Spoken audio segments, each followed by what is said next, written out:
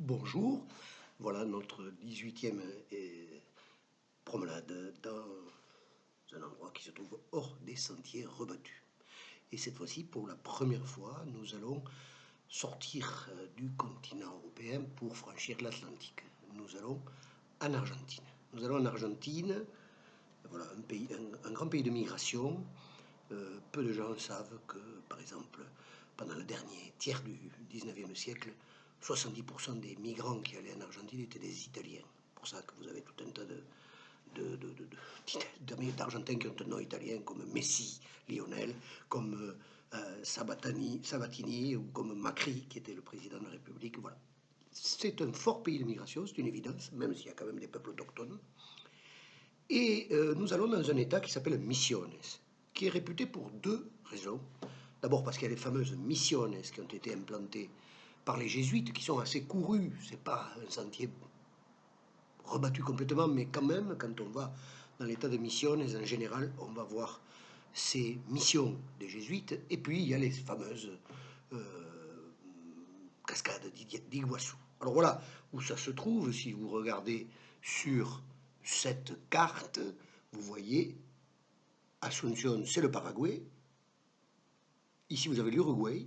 Hein, voilà, donc ça c'est Buenos Aires, en face de l'Uruguay.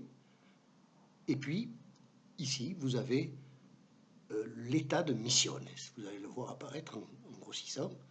L'État de Misiones avec Iguassou au nord, qui est la frontière, parce que les chutes d'eau d'Iguassou sont frontalières entre le Brésil, le Paraguay et l'Argentine avec... Voilà. Et donc, nous allons dans une petite ville qui s'appelle Obera, qui se trouve là, Obera. Et cette ville, Obera, elle a des particularités qui m'ont incité à vous en parler.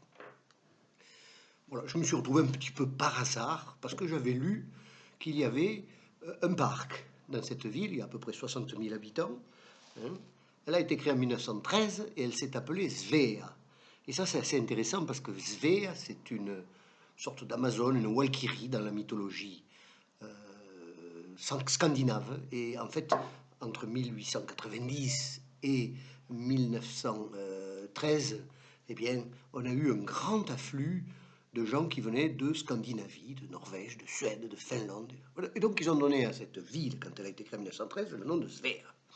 Et puis, le gouvernement argentin a voulu la déscandinaviser, en quelque sorte, et en 1923, on lui a donné le nom d'un grand chef, un personnage important de l'histoire indigène qui s'appelle Obera. Et depuis, elle s'appelle Obera. Il y a 60 000 habitants, c'est la deuxième ville de l'État après la capitale qui s'appelle Posadas. Cet État de Misiones, c'est un État qui est plutôt petit à l'échelle de l'Argentine. Voilà. Et aujourd'hui, j'ai un peu innové, puisque je suis à l'étranger, je ne suis pas chez moi. Je vais essayer de faire un... D'abord, vous verrez toujours les photos qui précèdent que je mets sur Facebook. Et pour ceux qui regardent le film sur YouTube, je vais faire un petit diaporama à part. Alors, qu'est-ce qui m'a incité à trouver intéressant la ville d'Obela? Eh bien, deux choses fortement liées. La première, c'est qu'il y a une fête des immigrants chaque année en septembre, qui est une fête énorme, où des milliers et des milliers de personnes viennent. Et la deuxième, qui est un peu le pendant permanent de la fête des immigrants, c'est le Parque de las Naciones. À l'orée de la ville, il y a un très grand parc sur une colline. Et là, chaque communauté a construit son pavillon, un peu comme un pavillon des expositions universelles. Donc vous avez une petite route qui serpente et tout d'un coup vous voyez une sorte d'isba, pavillon de la Russie, pavillon du Japon, pavillon de la France. Vous pouvez voir certains de ces pavillons sur les photos que je vais joindre. Et pavillon, bien entendu, de tous les pays scandinaves, pavillon de la Pologne et bon, etc. Donc tous ces petits pavillons sont éparpillés, on peut en voiture passer devant, c'est très agréable. Et quand on se promène dans le parc, bien entendu, on voit des enfants de migrants. Parce qu'il y a une espèce de melting pot à l'Argentine là-dedans. Beaucoup de migrants slaves, c'est des vagues, comme ça se passe un peu toujours pareil dans les phénomènes migratoires. Et le jour où on y était, c'était un mois avant, en août, un mois avant la fête des immigrants. Donc on a beaucoup musardé dans le parc. On est allé dans le pavillon, enfin dans une espèce de salle de concert où les jeunes Polonais en tenue folklorique préparaient le spectacle qu'ils feraient le jour de la fête des migrants. Voilà, c'était intéressant parce que c'était des gens qui avaient le type slave, des blondes. C'était vraiment. On était en Argentine quand même, hein, un pays hispanophone, etc. Et là, on était ailleurs complètement. On les voyait en train de préparer leur spectacle pour la fête des migrants, alors que je ne suis même pas certain que tous parlent le polonais, parce qu'on est à la troisième génération souvent. Mais ils ont gardé cet attachement très fort. Et ce qui était amusant aussi, c'est de voir se balader des couples avec des enfants, avec une tête vraiment slave, les yeux un petit peu en amande comme ça, et la bouteille de maté. C'est-à-dire que les gens, la bouteille, le thermos de maté, hein, qui est la boisson nationale des, des Argentins. Voilà. Alors cette ville d'Obela, elle est un creuset, c'est le sens de melting pot, elle est un creuset de migration.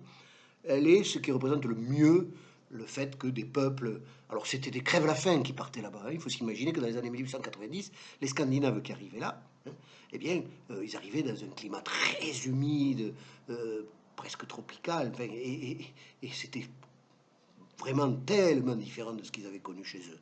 Et ils s'implantaient parce que là, le gouvernement leur donnait des terres, et c'était des pionniers. En fait, c'était des pionniers. Et voilà, un siècle plus tard, plus d'un siècle plus tard, on a toujours ce phénomène. Fiesta de los Inmigrantes et Parque de las Naciones. Si un jour vous faites un détour, c'est un détour assez important. Disons que quand on monte, il faut savoir qu'Iguassou est à peu près à 1000 km ou 1200 km de Buenos Aires. Et Obela se trouve à peu près à 150 km au sud d'Iguassou, mais un peu sur l'est, très près de la frontière avec le Brésil. D'ailleurs, il y a un fleuve, je ferai peut-être un périple hors des sentiers rebattus, là, parce que on a vu quelque chose d'intéressant à 80 km. On fait un détour assez important, mais ça vaut la peine, cette petite ville paisible, qui est le creuset de toutes sortes de migrants européens, japonais, etc., qui sont, et beaucoup de Brésiliens aussi, voisins. Je vous recommande, si un jour vous êtes dans l'état de Naciones, d'aller voir Obera. Et je vous dis à la semaine prochaine pour la 19e édition hors des sentiers rebattus qui se déroulera en Italie, comme une fois sur deux. Et donc, vous pouvez revoir, liker et partager ces films que vous voyez sur l'Archipel Contre-Attaque, que vous pouvez voir sur Facebook au moment où ils sortent, et sur la chaîne YouTube Jean l'Héritier, avec une majuscule sur le J et le L, point HDSR en majuscule. Merci, à la semaine prochaine.